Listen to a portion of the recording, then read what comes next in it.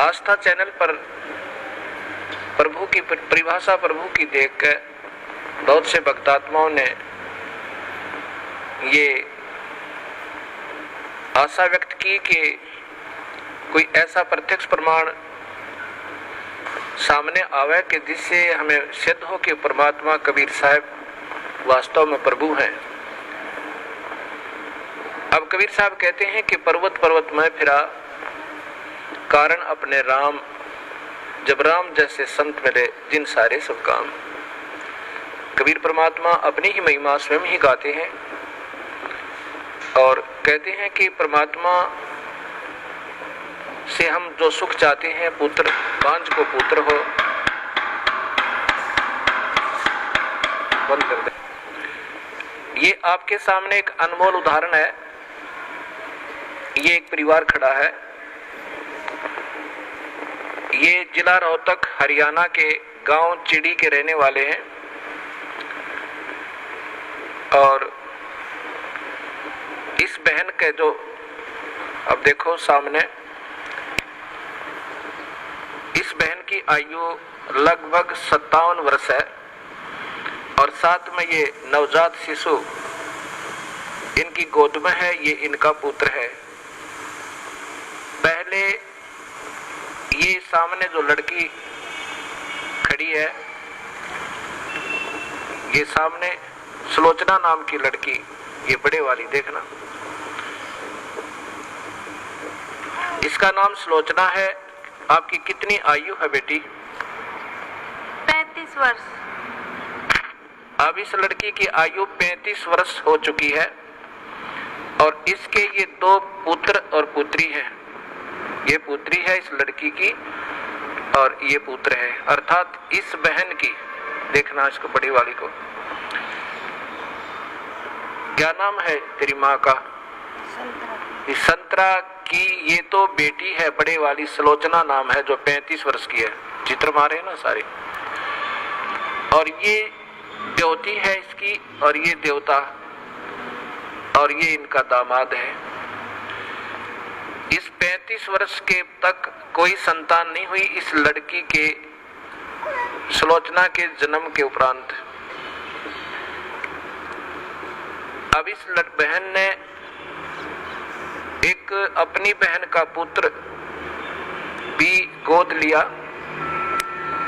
जब वो 10 वर्ष का हो गया तो उसकी मृत्यु होगी। उसकी मृत्यु के बाद ये पागल होगी। इस संतरा की ननंद गांव झांसुआ के अंदर ब्याही हुई है। वो बहुत बीमार रहती थी, सब जगह घूम ली थी, बर्बाद हो चुकी थी और कबीर परमात्मा के चरणों में आते ही कर्म दंड कटते ही वो स्वस्थ होगी। 4 वर्ष हो गए।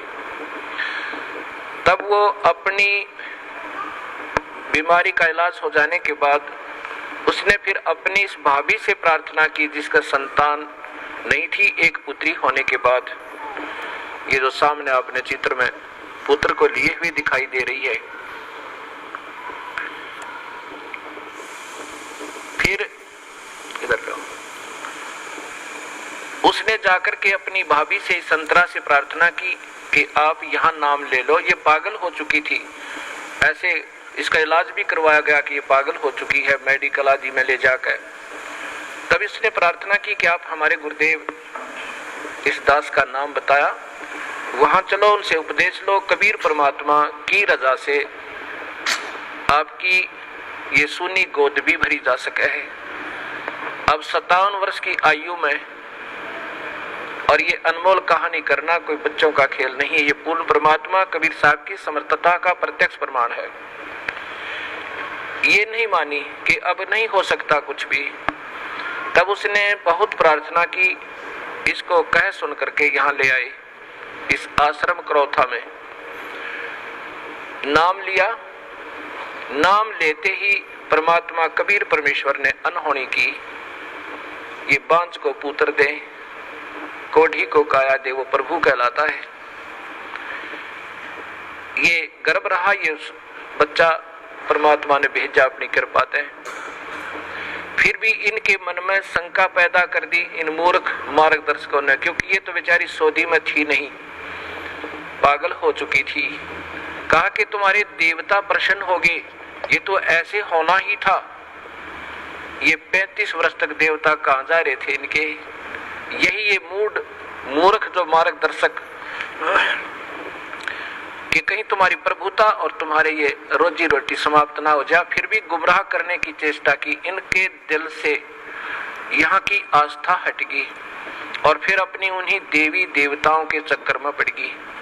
ये लड़का 14 महीने तक माँ के गर्भ से बाहर नहीं आया।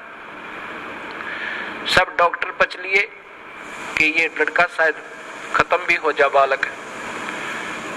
फिर वही जिसने इसको नाम दिलाया था, इसकी ननद, वो गांव गई और उसने कहा कि नादान तूने जुल्म कर दिया।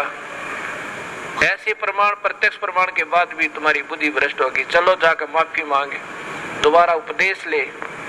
तब ये बेचारी यहाँ आई और जो भी उन देवता का दर रखा था वो करोड़ियां बट होकर उठा गए, नाम लेकर गई, दोबारा माफी मांगी कि मेरे से गलती होगी। तब तीसरे दिन इस लड़के का जन्म हुआ। बोलो सतगुरुदेव की जय। ये सामने आप फिर देखिए इसी पुण्य परिवार को। आज इनसे पूछ कर देखो इन्होंने कितने देवी देवता पूजे थे और क्या क्या इन्होंने ना किया होगा।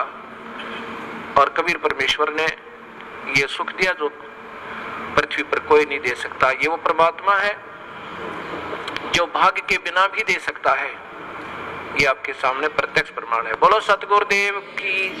बंदी छोड़ कबीर साहेब की। सत साहेब।